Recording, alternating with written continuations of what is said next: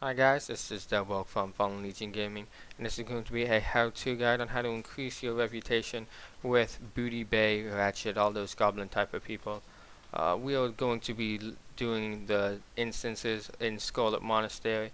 As you can see, it's just northeast of Undercity, on the Eastern Kingdom side, north side, so shouldn't be too hard to find. Most people probably know about it already.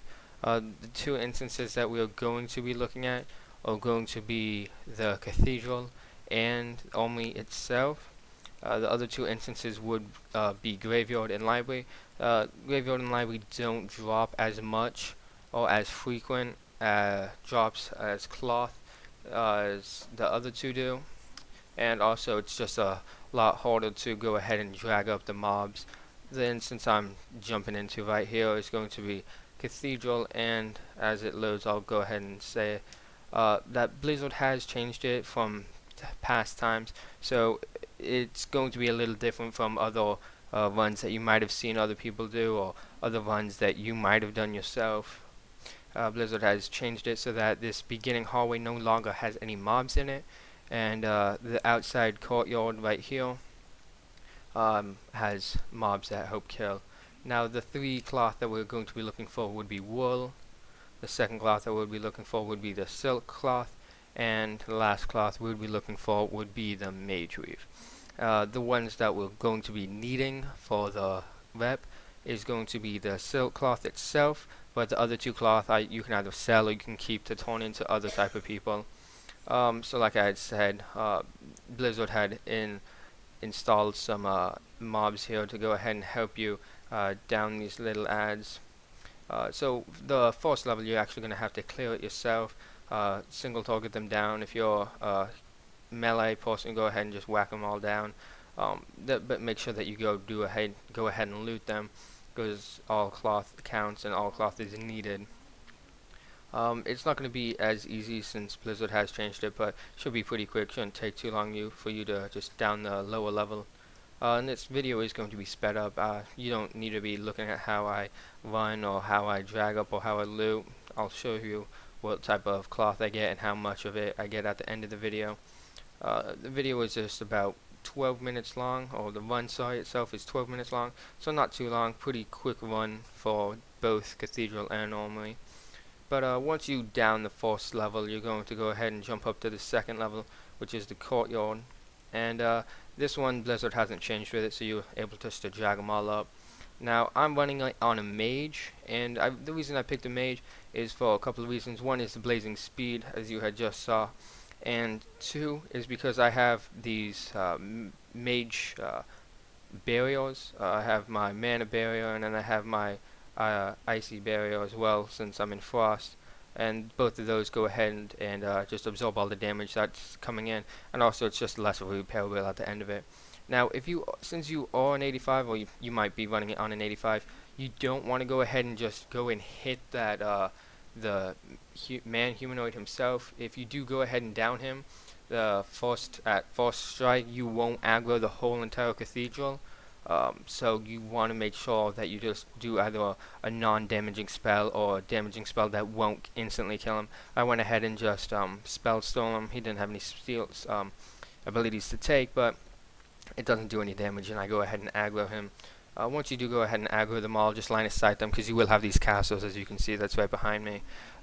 So just try to line of sighting them out the way, and they do run away, so if you're able to just down them all real quick, you'll be able to have a less radius of having to loot.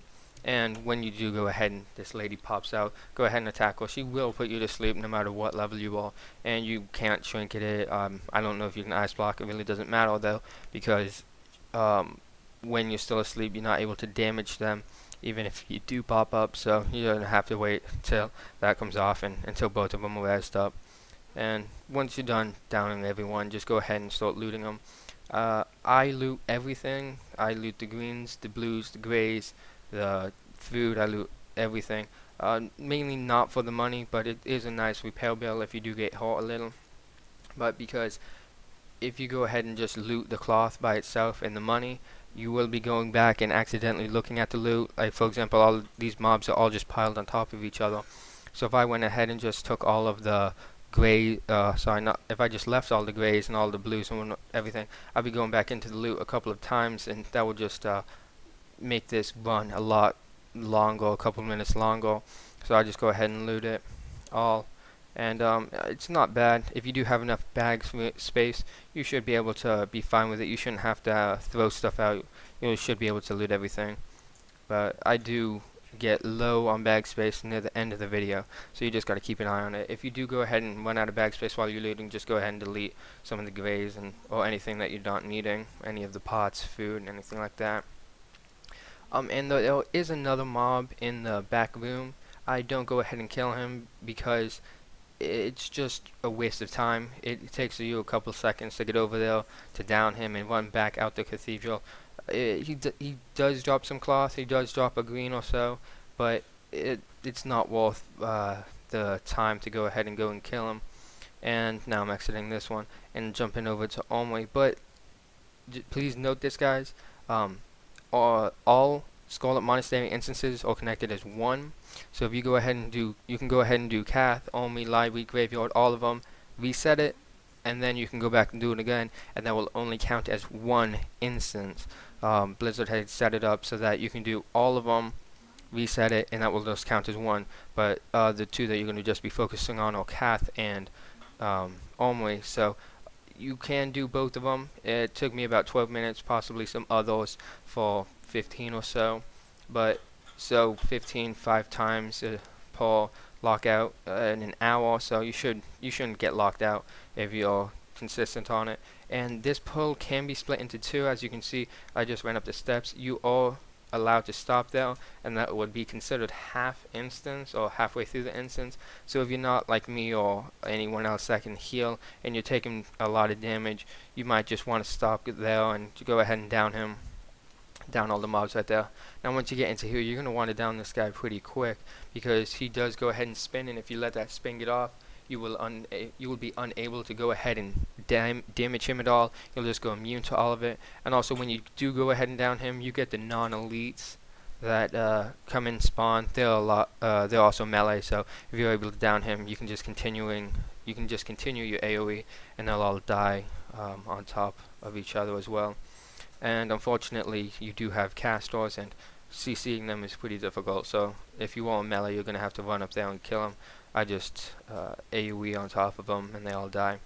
And as before, like I had said, just go ahead and loot everything on up.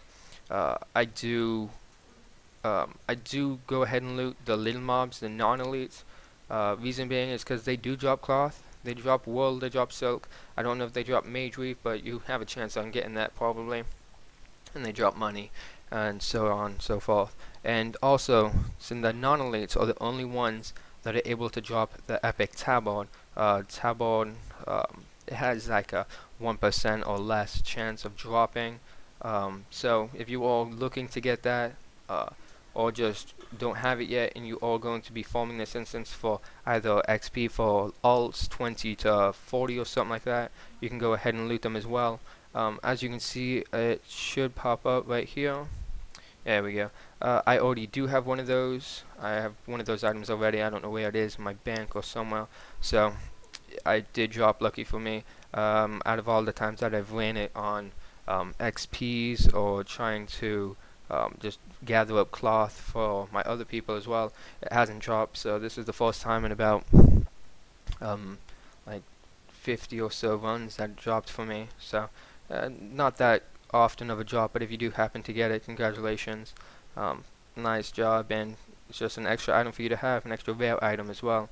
And like I said, once you're done looting, go ahead and just run out, and you'll be able to just complete the instance. Time was just coming up to 10 minutes now. I'm starting to run out.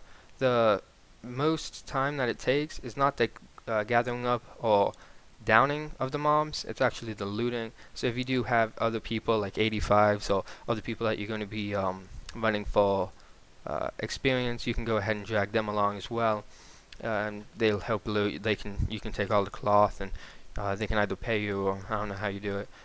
Also, if you do happen to be a mage, you can get the glyph of invisibility. It will increase your speed while invisible by 40%, just for the time that you're invisible. So it's just an extra speed. that helps you out and goes along with the time. So timer stops at just under 12 minutes. And I gained 78 silk cloth that one. I do have some in my bank, but 78 silk cloth just from those two instances. And I gained 11 wool, not that much. You sometimes gain more. And then we're looking for silk. Oh, sorry, mage weave. Mage weave, we've gained, let's see, 6 mage weave. So not that much mage weave, not that much wool, but the silk cloth is what we're actually going to be forming. Now I'm going to switch characters over here and actually log into the character that I'm allowed to transfer the cloth and second item, which is red dye. You can buy red dye from any of the vendors, any of the general vendors or trade good vendors. They'll sell it for you. It's pretty cheap. And you just go ahead and turn the 40 silk and 4 red dye or 2 red dye, I don't remember. But as you see, I'm logging in. This player has the Bloodsail admiral title, and he has the achievement, has the items and whatever. So BootyBay, as you can see, is hated. The guards are just about to attack me, so they don't like me. They know I've been downing them. So as you see, I also click on it. I'm not at war with them. You can go at war, but I'm unable to because I'm hated right now. So I'll go ahead and fly over to where you actually turn in the quest, where the NPC is.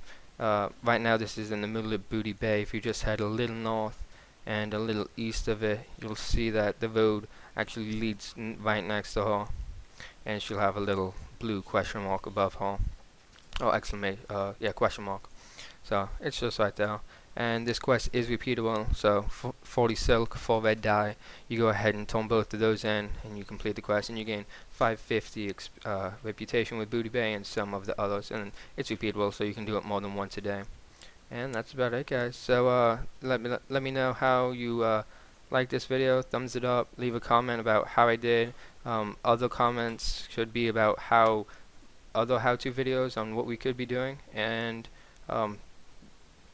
that's about it. Thanks.